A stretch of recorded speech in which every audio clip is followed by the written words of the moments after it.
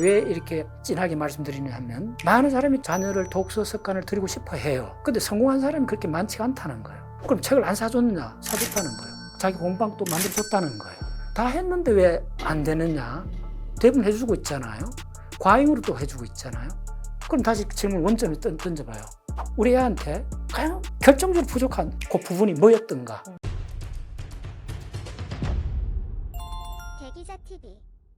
우리 아이 독서 습관 안 잡혔다 고민하시는 분들 놓쳐서는 안 될 시간일 것 같습니다. 과학문화운동하는 박문호입니다. 독서 생태계를 집에서 어떻게 잡을 수 있는지 먼저 첫 번째 프로젝트 알려주시죠. 자, 우리 프로젝트란 말을 먼저 정확히 이해할 필요가 있어요.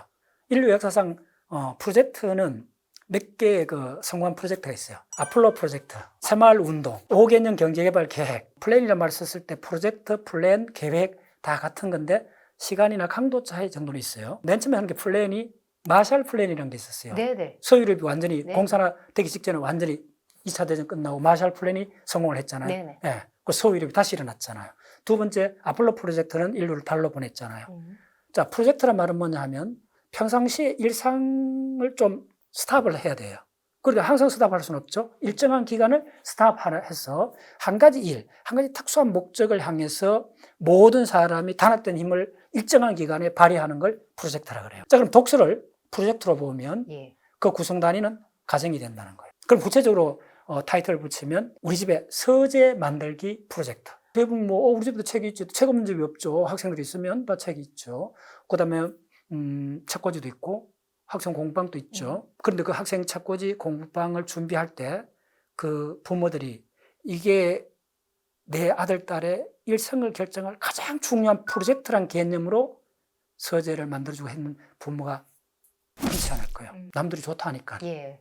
중요하다니까. 예. 책방 꾸미는 걸로. 그렇죠. 논술 잘 쳐야 되니까요. 혹은 또 뭐 그럴듯하게 보이니까. 그래서 독서를 보는 관점에 첫 단추부터 잘 묶였다는. 첫 단추는 그럼 어때야 되나요? 프로젝트란 말은 어떤 일상을 조금 단절하고 굉장히 하나의 그 어려운 습관화들이는, 그래서 단순한 습관화 정도로 보면 그거 갖고는 달성이 안 돼요. 그 습관화 그 다음이 뭐냐 하면 우리가 매일 의식적으로 습관화하는 그 습관적 행동에 매 순간 의미를 계속 부여하면 그게 바로 리추얼이 돼요. 종교 의례가 된다고. 그 초등학교 딱 들어갈 때 예. 부모가 애를 데리고 서점에 가든지 학용품점에 가서 필통을 하나 사주든지 노트를 하나 사줄 때 그 첫 순간은 부모가 반드시 따라갔어. 저는 그 60년 넘었죠. 60년 전 대략 전에 초등학교 1학년 입학하던 입학식 날이 아직도 생생히 기억이 나거든요. 예. 바로 그 전날에 예. 아버지하고 그 아주 울진 그 시골이잖아요. 진짜 옛날에 못 살고 그랬잖아요. 그 조그마한 그 문구점이 있었어요. 그래서 아버지가 그들 갖고 그 플라스틱 예. 문호야 같이 가자 이러면서. 아이를 데리고 가서. 근데 우리 아버지가 그런 분이 아니거든요. 항상 일 마시고, 근데 맨날 아버지들 다 그렇잖아요. 뭐 학교 근처 뭐 이런 분위기가 아니었던 분인데 아직 기억나요. 초등학교 들기 바로 전날 아버지가 문구점에 가서 필통하고 연필을 사준 예. 노트. 예. 그 순간이 기억이 나요. 예. 아직도 안 잊어요. 그게 마음속에 임프린팅 되셨어요. 그렇죠. 그게 리추얼이에요. 그 아버지가 항상 뭐 교육에 관심 있어갖고 뭐 이렇게 했던 것 같으면 그게 어떤 완전 새로운 현상으로 안 보였겠죠. 그럼 내가 기억이 안 남았겠죠. 우리 아버지는 항상 이렇게 잘하니까 이렇게 생각했겠죠. 근데 아버지는 항상 일하시는 분이고, 그런데 그날은 아주 의외적으로 같이 문구점에 갔다는 거예요. 다시 리추얼은 뭐냐면, 리추얼이란 말이 간단히 절에 가거나 성당에 가거나 교회에 갔을 때 우리 하는 게 정확하게 리추얼입니다. 예배의식이라 그러죠. 독서를 습관하는 가장 빠른 길은 독서하는 행위 전체를 하나의 예배의식처럼 리추얼로 만들어라는 겁니다. 이스라엘에서는 초등학교 1학년 입학을 하면 쪼매는 꿀단지를 들고 간대요. 네네. 여기 들어보셨죠? 예. 네, 나 그 이야기 자주 해줘요. 네. 그게 바로 리추얼이에요. 손에다 꿀을 딱 묻혀갖고 알파벳을 탁 적는 거예요. 그리고 바로 그 손끝을 혀끝에 대게 하는 거예요. 문자를 익히는 거는 네. 바로 꿀맛처럼 된다는 걸 달콤하다. 의식 속에 네. 임프린팅 시켜주는 거예요. 네. 그걸 리추얼이라고 해요. 예. 근데 요즘에 부모님들은 일찍부터 관심이 많으셔서 책도 사주시고 환경이 많이 조성이 되지 않았을까요? 됐죠. 네. 많이 됐고 많이 하죠, 누구나. 근데 지금 요걸 잘 따라하셔야 돼요. 그걸 뭐라 하면 습관적, 관례적, 문화적 분위기라 그래요. 그건 리추얼이 아니요. 리추얼은 뭘 오랫동안 한다든지 이런 이야기가 아니고 어느 한 결정적 순간에 초등학교 1학년 딱 들어가는 거는 그 학생 어린애한테는 굉장히 큰 부푼 가슴이잖아요. 그리고 고전 삶하고 그냥 유치원에 다니고 마음 먹고 놀 때 하고 초등학교 1학년 들어가서 하고는 삶 자체가 완전히 양상이 바뀌잖아요. 그 변곡점에 딱 있을 때 누가 손을 딱 잡아주고 요거야 라고 느끼게 해주는 거예요. 그걸 리추얼이라고 그래요. 왜 이렇게 진하게 말씀드리냐 하면 많은 사람이 자녀를 독서 습관을 들이고 싶어 해요. 근데 성공한 사람이 그렇게 많지가 않다는 거예요. 그럼 책을 안 사줬느냐? 사줬다는 거예요. 자기 공방도 만들어줬다는 거예요. 다 했는데 왜 안 되느냐? 대부분 해주고 있잖아요. 과잉으로 또 해주고 있잖아요. 그럼 다시 질문 원점에 던져봐요. 우리 애한테 그냥 결정적으로 부족한 좀 그 부분이 뭐였던가. 책도 충분히 사줬고 오히려 과잉으로 푸시를 했고 그럼 내 독서 습관이 안 들었다. 그럼 한 발 물러서서 원점에서 다시 질문을 던져봐야 돼요. 뭐가 형성이 안 됐느냐. 바로 그 각인된 순간이 없었다는 거예요. 물에 술 탄 듯 그냥 변곡점이 안 보였다는 거예요. 우리 아버지가 계속 공부에 관심 있고 이랬으면 내가 그날 기억이 안 났을 거예요. 아버지는 평소 공부에 관심 없었던 분이에요. 근데 초등학교 1학년 때 들었을 때. 그리고 뭐 평소에 학교에 나타나신 분이 아니요. 그러니까 그 유니크한 거죠. 그럼 요즘 부모님들은 어떻게 각인시켜야 될까요? 오케이, 좋아요. 그래. 그래서 제가 첫 편에서 말씀드리고 싶은 거는 서재 만들기 프로젝트를 하라는 거예요. 여기서 방점은 프로젝트라는 거예요. 자, 그럼 저 상세히 설명드리겠습니다. 그러면 이 프로젝트는 90% 누가 하느냐 하면 부모가 해요. 네. 압도적으로 지금 엄마가 하게 되는 거예요. 네. 그래서 엄마가 이걸 하나의 의식화된 종교 의식처럼 생각하고 있느냐 아니냐가 성패의 갈림길이 서재 만들기 프로젝트라 하면 프로젝트는 반드시 목적이 있고 목적은 서재를 만드는 거고 실행 파일이 있어야 돼요. 구체적 행동 강령이. 그래서 첫 단계로 얘가 초등학교 1학년부터 시작을 한다면 고등학교 졸업할 때까지 1000권의 책을 모은다. 구체적 숫자를 제시해야 돼요. 아, 아이한테요? 애한테 설정하는 게 아니고 네. 엄마가. 엄마 스스로? 예, 스스로. 네. 이 첫 번째 서재 만들기의 주인공은 애가 아닙니다. 애는 그의 수혜자이고 그것을 공부하는 애고 프로젝트 만드는 거는 전적으로 90%가 엄마 아버지 이야기예요. 거의 90% 실패해요. 미리 말씀드릴게요.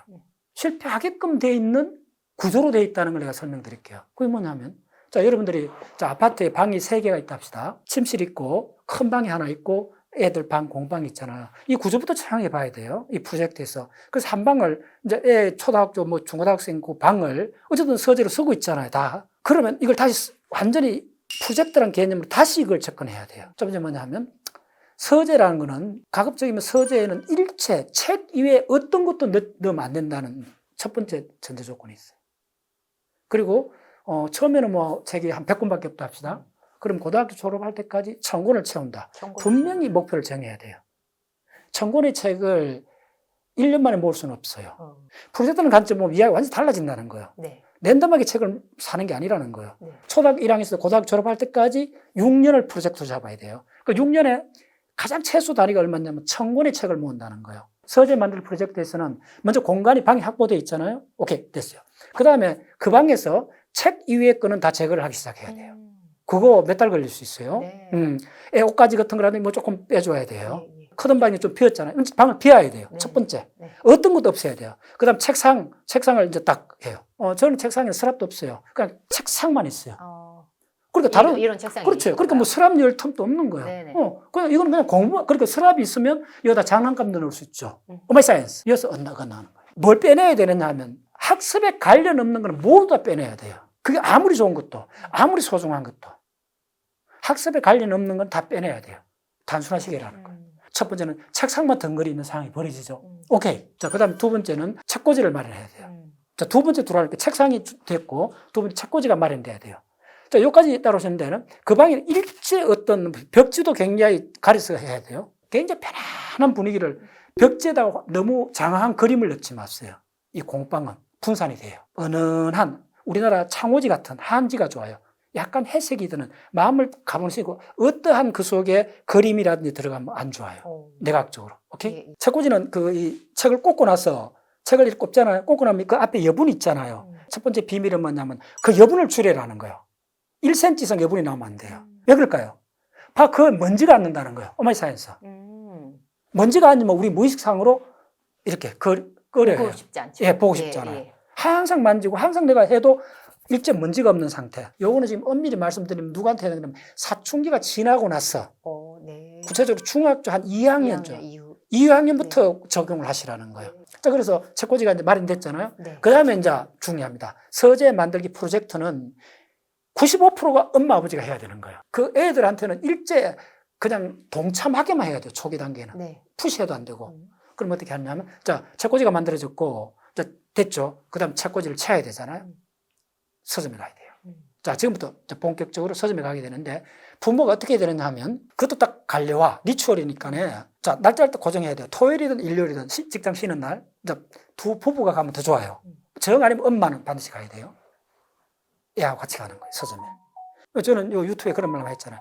내가 서점에 가서 내가 사는 책은 95% 서점에 가서 산 책입니다. 내가 독서 인생 거의 한 40년인데 지난 40년 동안 내 책은 95% 내가 서점 현장에 가서 내가 책장을 다 넘겨보고 확인한 책이라는 거. 바로 내 손때가 묻었다는 거예요. 그리고 내가 그 서 갖고 이 책이 좋을까 저 책을 넘겨보면서 서성거렸다는 거예요. 요즘은 좀 그 정도까지 하는데 한참 많이 할 때는 한 10년 전까지도 서점에 가면 심지어 3시간씩 있었습니다. 거기서 보시는 거예요? 네. 그리고 사시는 네. 거예요? 부모님들이 혹시 지금 부모님들이 서점에 가서 그러니까 엄마 아버지가 서점 속에서 1시간을 버티기가 머리가 좀 아프다 하는 분은 일단 실격입니다. 좀 심하게 말씀드리면. 엄마가 즐기지 않는데 그 애가 어떻게 즐길 수가 있나요? 모든 출발점 이제 시작합니다. 그래서 이 프로젝트는 학생 프로젝트가 아닙니다. 바로 구체적으로 엄마의 프로젝트입니다. 푸시는 하지 말라는 거예요. 그 단계가 굉장히 중요해요. 그러면 푸시를 하면 이쪽에서 거부 반응이 일어나 버려요. 그럼 딱 스탑해야 돼요. 조건반사로 일어나면 평생 각인될 수가 있어요. 어떤 경우도 애가 강하게 노하면 하면 안 돼요. 그러니까 엄마가 그걸 어마어마하게 설계를 해야 된다는 거예요. 유인책을. 동선도 정확히 리추얼 관점에 설계를 하셔야 돼요. 맨 처음에 들리는 코너, 저는 항상 어떻게 하냐면 먼저 과학 코너를 가요. 서점에 가는 코너가 이렇게 설계되어 있다는 걸 한번 의식해 본 적 있나요? 저는 그렇죠. 늘 이제 그렇죠. 신경을 쓰고 가니까. 맞아요. 예, 그 정도 예. 우리가 그리고 전문가죠. 예. 좋아요. 반드시 그거 하셔야 돼요. 이걸 리추얼. 리추얼이란 말 내가 좀 다시 한번 설명드릴게요. 간단히 종교의식입니다. 인류 문화의 출발이 사실 리추얼로서 생각했어요. 이 독서 서재 만들기는 리추얼 관점으로 하지 않으면 대충 언제 끝나느냐 하면 대학 들어가고 나면 다 끝나버려요. 독서 잊어버리고 평생 안 남아요. 이걸 왜 이렇게 의식화하고 리추얼까지 이렇게 이야기를 하냐 하면 당신이 믿는 종교, 당신의 직업보다 더 중요하다는 거예요. 직업은 60 이후에 정년퇴임하면 별 의미가 없어져 그래요. 그러니까 이 게임은 무덤에 가기 전날까지 일어나는 게임의 출발점이 리추얼인 거예요. 서재 만들기 리추얼이라는 거예요. 오케이? 엄마가 애를 데리고 하루에 한 코너에 있지 말고 반드시 한 3개 정도 코너를 순례를 하셔야 돼요. 그럼 반드시 신문에 나지 않은 몰랐던 책이 깔려 있는 걸 찾아요. 예. 그때 이제 발견의 기쁨을 느껴요. 우리 집에서 저한테 굉장히 인상적으로 남겼던 책들은 신문에 난 책, 광고된 책도 있지만은 한 반 이상은 내가 발품을 풀어서 팔아갖고 서점에서 어슬렁거리면서 서성이면서 이 책 저책 기웃거리다 발견한 책이에요. 그게 50%가 넘어요. 그래서 왜 서점 가기는 단순한 뭐 그런 이야기가 아닙니다. 완전 성패를 좌우하는 거는 서점 가기입니다. 예. 예. 서점 가는 것도 예. 의식화로. 의식화 첫 번째 서점 가는 거. 예.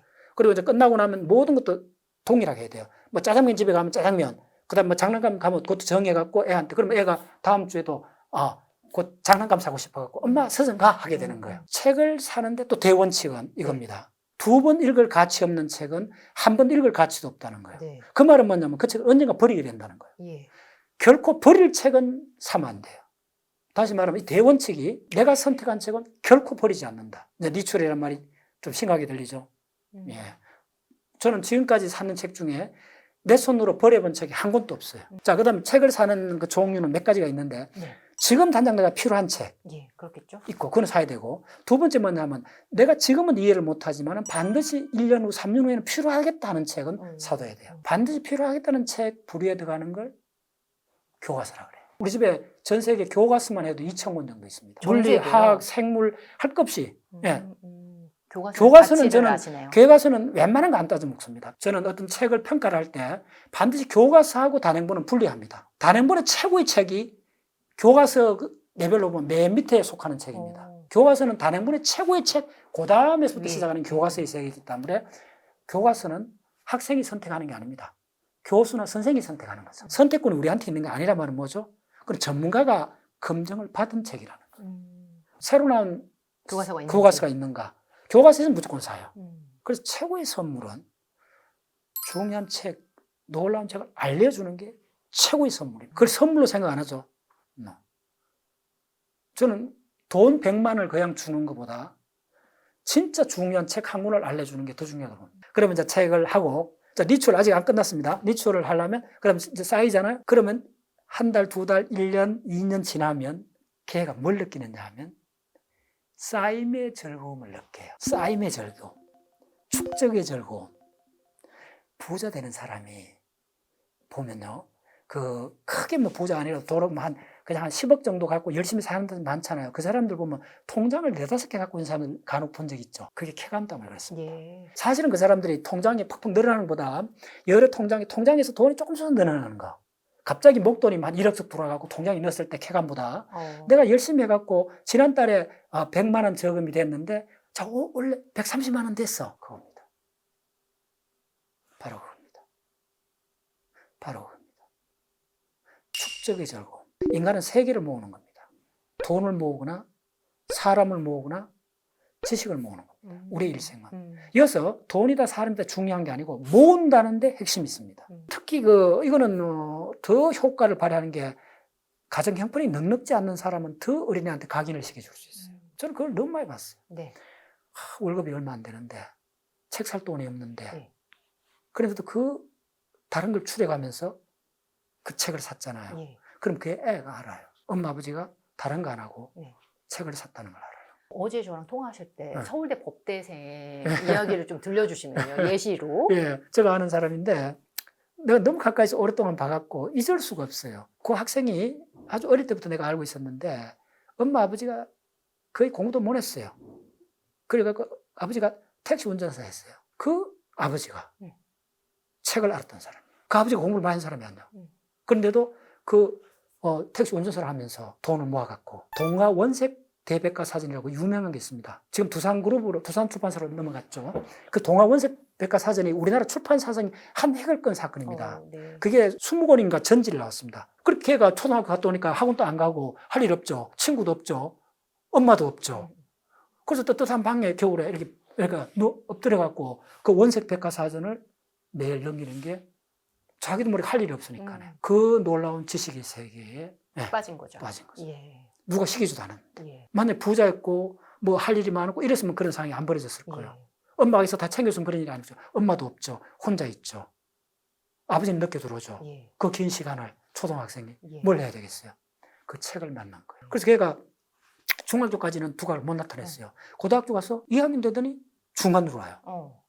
3학년 되더니 그냥 탑으로. 예. 그 왜 시간차가 있었을까요? 그게 이제 그 지식의 세계, 그래서 이게 중요합니다. 저서히 숙성된다는 거예요. 서울대 법대 갔어. 당신의 인생에서 어느 대학 나왔다는 게 중요할까요? 어느 학과에 나왔다는 게 중요할까요? 두 개 중에 어느 게 중요할까요? 대학이 중요할까요? 어느 전공일까요? 저는 과학 운동을 하면서 적어도 방송에 10만 명 단위를 사람을 인텍션 해본 사람이 우리 회원이 15,000명이고 그 20년째 이런 강의를 하고 있으니까 많은 사람을 만나봤고 많은 가정의 자녀들끼리 다 패턴을 내가 알고 있거든요. 이건 답이 있는 문제입니다. 대학이 중요하냐 전공이 중요하냐. 적어도 3배 이상